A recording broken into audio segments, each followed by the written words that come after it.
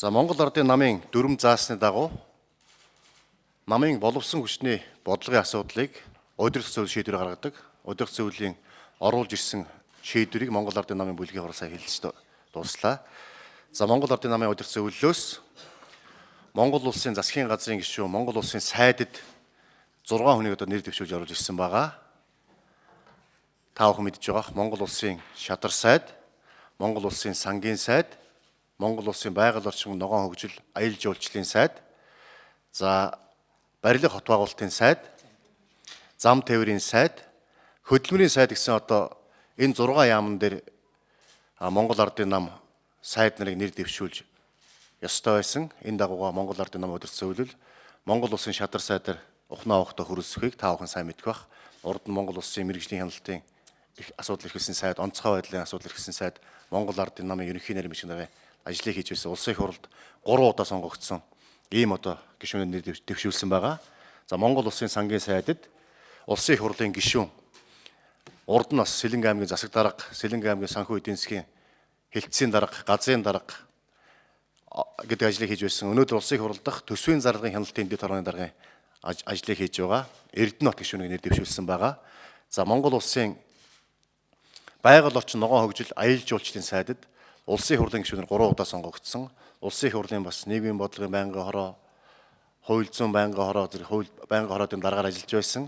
Улсын их хурлд Монгол Ардын намын бүлгийн дэд дарга оюун хорол гишүүнийг нэр дэвшүүлсэн байгаа. За барилга хот байгуулалтын сайдад та бүхэн таньж байгаах.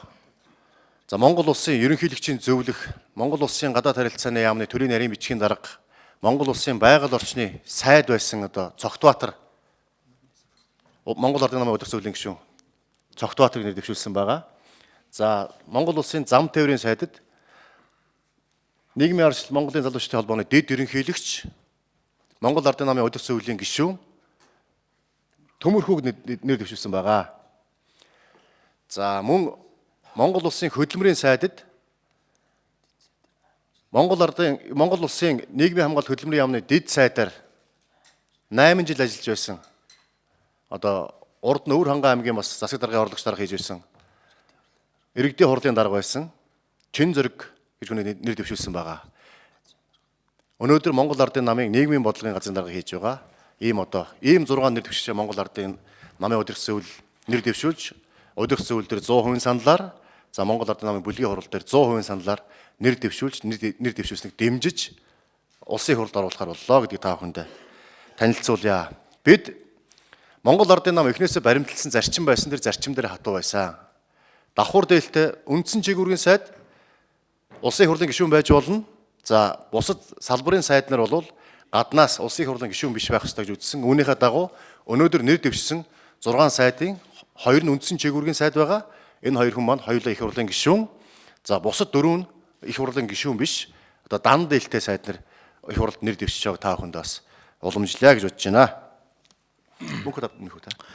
За сэтгүүлчдийн хоорон амгалан айлтгая. Монгол Ардын намын удирдах зөвлөл хуралдаж намын дүрмийн дагуу удирдах зөвлөл 100% шийдвэрээр 6 нэр дэвшигч бүлгийн хуралдаанд оруулж ирж бүлгийн хурлын 100% саналаар 6 нэр дэвшигч маань Монгол улсын засгийн газрын гишүүн сайдад, шадар сайдад нэр дэвшиж байна. Тэгэхээр өнөөдөр сая бүлгийн дарга хэллээ.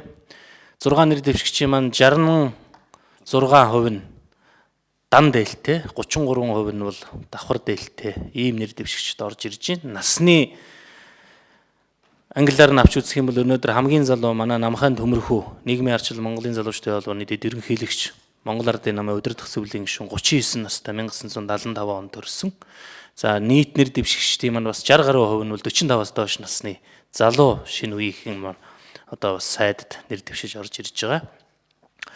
Өнөөдөр Монгол Ардын намын удирдах зөвлөл мэрэгжил, боловсрал, дадлага, туршлага, за мөн одоо гендрийн асуудал гэд олон талыг 2012 оны улсын их хурлын сонгуульд Өвөр ханган аймагт нэр дэвшиж хэдийгээр одоо нийт сонгогчдынхон дийлэнх олонхын хувийн саналыг авч улсын их хурлын гишүүнээр сонгогдсон боловч одоо харамсалтайгаар тангаргаа өргөж улсын их хурлд сууж чадаагүй журмын 2 нөхөр маань өнөөдөр бас намын удирдах зөвлөлөөсөө намын бүлгээсээ дэмжлэг авч Монгол улсын засгийн газрын гишүүн сайдад нэр дэвшиж орж ирж байгаа. Тэгэхээр Энэ олон талыг харж иж өнөөдөр намын удирдах зөвлөл, намын удирдлагууд бүлгийн одоо шийдвэр гарч ингэж одоо нэр дэвшүүлж байна гэдгийг та бүхэндээ мэдээлье. Баярлалаа.